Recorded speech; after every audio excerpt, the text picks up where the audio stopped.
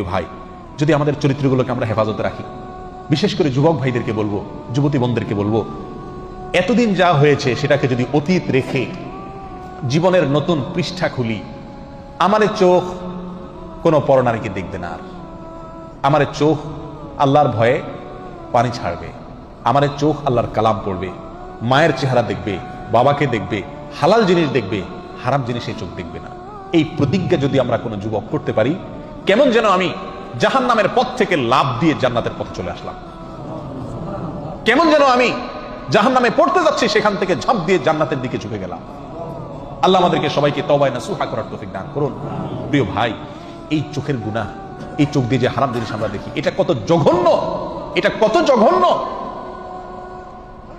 এই অপরাধ, এর রেশ, এর প্রভাব, এর অ্যাকশন, এটা বহু সময় পর্যন্ত থাকে, অনেক সময় বছরকে বছর থাকে, চাইলেও এটার অ্যাকশন থেকে মানুষ বাঁচতে পারে না। আপনি একটি অন্যায় কাজ করছেন, একজনের একটা গালি দিচ্ছেন, এটার আর রেশ থাকে না, বরং পরক্ষণে মনে উঠলে খারাপ লাগে যে লোকটাকে গালি দিলাম, ঠিক না বেঠিক? আপনি একজনের প্রতি অবিচার করছেন, সাময়িক অবিচার করছেন, অন্যায় করছেন, শেষ হয়ে গেছে, শেষ।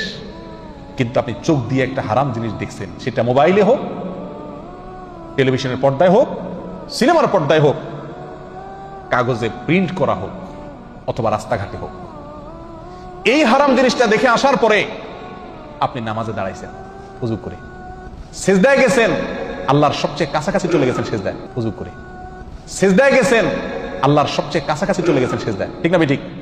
বান্দা সবচেয়ে আল্লাহর কাছে যায় কখন? যখন সিজদায় থাকে, তখন আপনি সিজদায় গেলেন।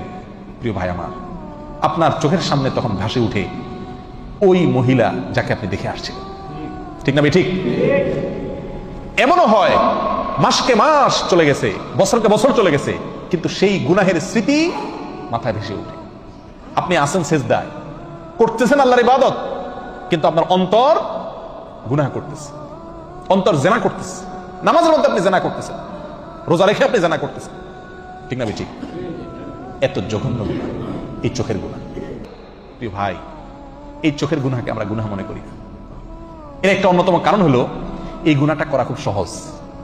চুরি, কি বলেন, এটা চাইলেও তো করা যায় না, নাকি? সবাই করতে পারে চুরি, ডাকাতি, খুন খারাপি, মদ খাওয়া, মানুষের সাথে অবিচার করা, অন্যের হক মারা, এগুলো চাইলেও তো মানুষ কি করতে পারে না। আবার অনেক অন্যায় আছে যেগুলো সামাজিক চাপের কারণে মানুষ করতে পারে না, কিন্তু এই চোখ দিয়ে যে হারাম জিনিস দেখা, এটা আজকে এমন সহজ হয়ে গেছে যে কি নামাজি কি বেনামাজি, কি দাড়িয়ালা কি বেদাড়িয়ালা, কি ভালো মানুষ কি মন্দ মানুষ,